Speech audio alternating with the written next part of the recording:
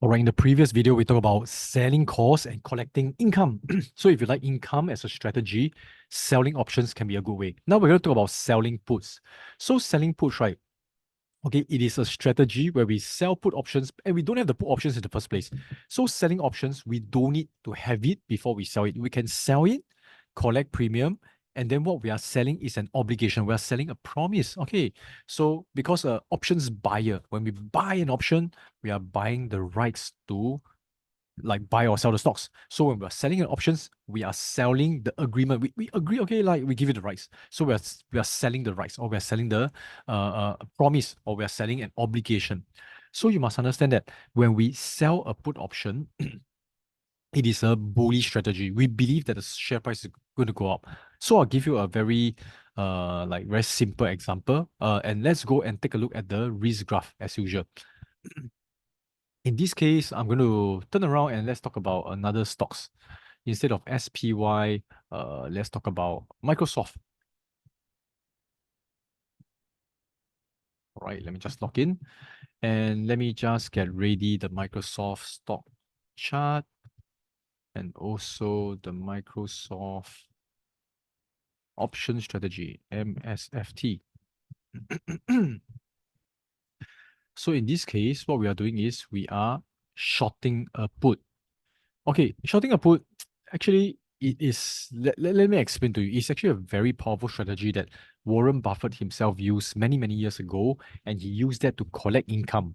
He collects the income not because he takes the money to go and buy a new plane or a new car. He collects the money to use that money and buy more shares. He invests them and compound them. Very, very powerful method. So let me just show this. MSFT. Let's look at the options chain right now.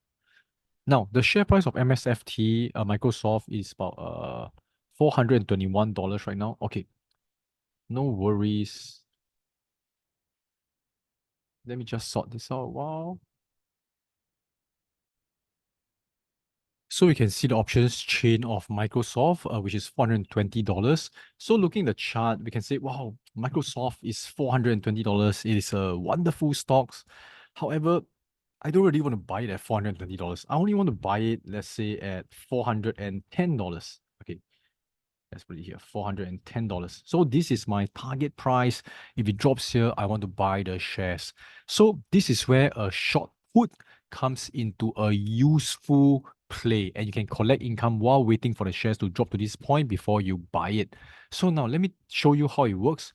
Looking at Microsoft, a short put for let's say 30 days, 110. If we sell the put options, we can collect, as you can see, about $365. So these are 30 days, 410 put. Let's go ahead and look at this particular option strategy. So short put, 30 days, okay, $410. So you can see the credit is about 372, meaning we say we collect the money into our account immediately. It's a income strategy. Now, what this means is, right, if when we sell a put, let me just draw it right here. Okay, we are selling an obligation, sell put, sell a 410 put. The strike price is 410, and we are going to collect. Let's see how much we are going to collect. $372. This is the premium that we get immediately. Okay, $372. Okay, premium. Sell 410 put for, okay, sell 30 days. So we are saying that in the next 30 days, if it drops to 410 and below, I'm going to buy it at 410. This is the price that we want to buy anyway. So this is the mindset that I want you guys to have. I know that a lot of people who sell options, they are hoping that, no, please, I do not want it to actually hit this price because I think the price is going to go up. This is not the mindset we have, because if we have that mindset, it's going to be very dangerous. It must be the case that we want to buy this stock anyway. And guess what? We don't have to buy the stock at the current price, which is 420 plus. We can buy it at 410. Okay, I mean, we can wait for it to drop to 410. And if it doesn't, we collect premium about 372. Now, in event it really drops to 410, let's say it drops to 400 instead, drops all the way to 400, boom. Okay, what happens is you will still have to buy the shares at 410 because when we sell a put, what are we selling? When we sell a put, we are selling a promise. Oops. We're selling a promise to buy shares at strike price. Now, if it's a bit confusing to you, oh, how does this work? Don't worry. It becomes clearer and clearer as we practice more and more and we go through more in-depth strategies. Now, when we sell sell put, we are selling a promise to buy shares at the price. Now, the person who buys the put, just to give you a quick recap, when we buy a put, if someone buys a put, let's say not us, now we are selling a put in our position. When someone buys a put, they have the rights to sell shares. So this is the case, right? At strike price. This is the case, they already have shares. Okay, and let's think of it as like they are buying an insurance for their shares. So let's say their shares is I don't know, let's say this Microsoft shares now it's 420, but they're afraid. They say, what happens if my share price drop all the way to zero? Okay, I think that maybe the next presidential election is going to affect Microsoft for some reason. They are very scared, but they like the shares. They're not going to sell it off, so they buy a put. They buy insurance at 410. Did we talk about 410? So when they buy an insurance, who are they buying it from? They're buying it from us. We are the insurance seller. When we sell put, guys, look at this. We can become an insurance agent or insurance company without having all the financial license and things like that. We can do that in the options world. So we are selling an insurance or promise. We promise, hey, don't worry, I'll buy your shares at 410, like insuring you, locking in the price for you. And in the process, you give me an insurance premium, $372. I collect the premium. If it doesn't drop, well, too bad. You want to renew your policy, you want to pay me another $300 for another 30 days. This may go on and on. If let's say Microsoft never drops below 410, you keep collecting premium and collecting and collecting and collecting. This is a very strong income strategy. And in case it drops, great. I'm going to buy Microsoft at below, okay, at 410. Okay, I'm going to buy Microsoft at below the current price. I do not want to buy the current price. I want to buy at 410. So selling a put, okay, gives us a chance of buying it at 410. Got it? So this is what the risk graph looks like. If I pull into range, you can see that no matter what, this particular put, okay, when I sell the put, the maximum amount I'm going to collect, the profit, maximum profit, as the share price goes high up or if it doesn't move, okay, I'm going to collect $370, which is the premium. But as the share price drop, okay, it states that I lose money. Why do I lose money, Sean? It's very simple. Okay, if the share price drops, let's say all the way to, I don't know, 350. Okay, this 410. Let's go to 310. Goes all the way to 310. If it drops to 310, okay, I lose about $9,000. Wow, why so much? Let me show you what happens, okay? Because based on the calculation of the brokerage, if the share price drops to 310, oh, it's a huge way down. Long way down, man. Okay, let me just adjust the screen accordingly. All the way down to 310.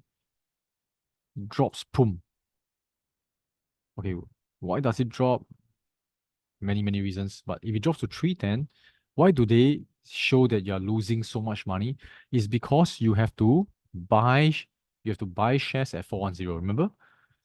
Buy shares at 410. And now the share price is 310. Now price is 310. What it means is, right, they are thinking that since you are holding shares that you buy at 410 and now it's 310, you are losing, okay, lose $100 per share. Okay, multiply by 100 shares, you're losing $10,000. Okay, you're losing $10,000. But you will not lose if you don't sell away the shares and you think that the shares is really good. And to drop to 310 is a really huge drop. Okay, so we got to review that. But the chances are not very high if, let's say, you buy a very strong company and if it's trending up. You can also set in stop loss mechanism. So I'll share more about that in the subsequent videos. So don't worry too much about that, but let me just show you the mechanics. If it's 310, you are losing, okay, almost $10,000. But here it states 9,633. Why is there this number? It's because you take 9,633 plus the premium you have, it is about $10,000. Can you see that? Okay. So this is how they derive the losses. So overall, you can sell call, you can sell put, and I want to share with you that if you sell call or sell put, one big question people have is, will we get exercised or will we get assigned?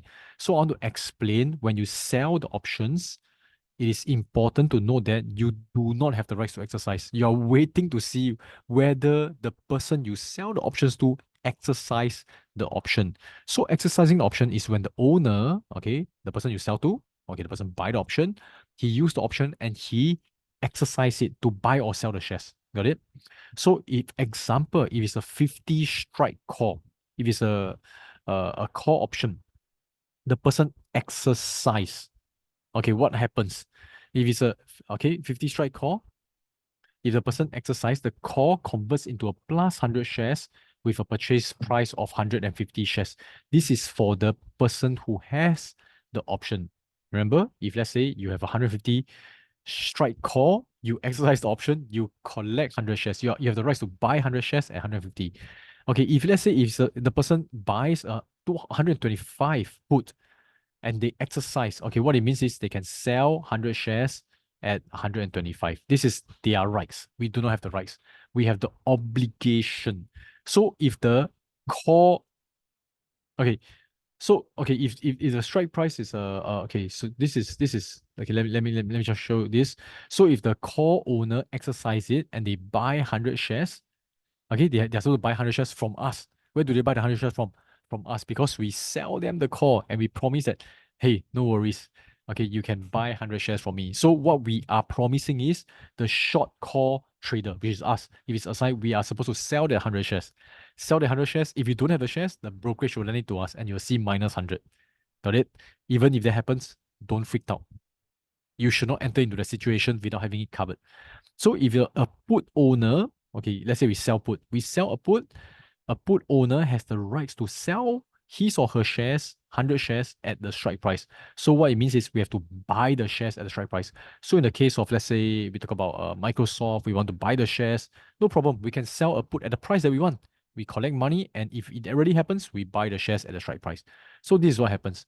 But I want to share with you something. A lot of us, we are worried, what if they early assign before the expiry date? You must understand that as long as on the day of expiry, so on the day of expiry, let's say 30 days later, will we get exercise?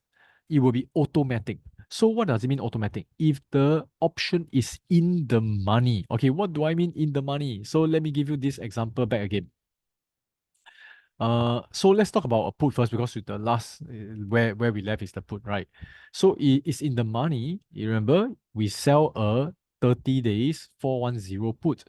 So what happens is on the last day, the final day, which is this particular date, when the market close and the share price is below 410. When I say below 410, it can be it can be as low as or as high, okay, as high as below 410. So example, it is 409.99, just 1 cent below. Okay, if it's 1 cent below, it will be a sign. A sign means what? We will buy the shares.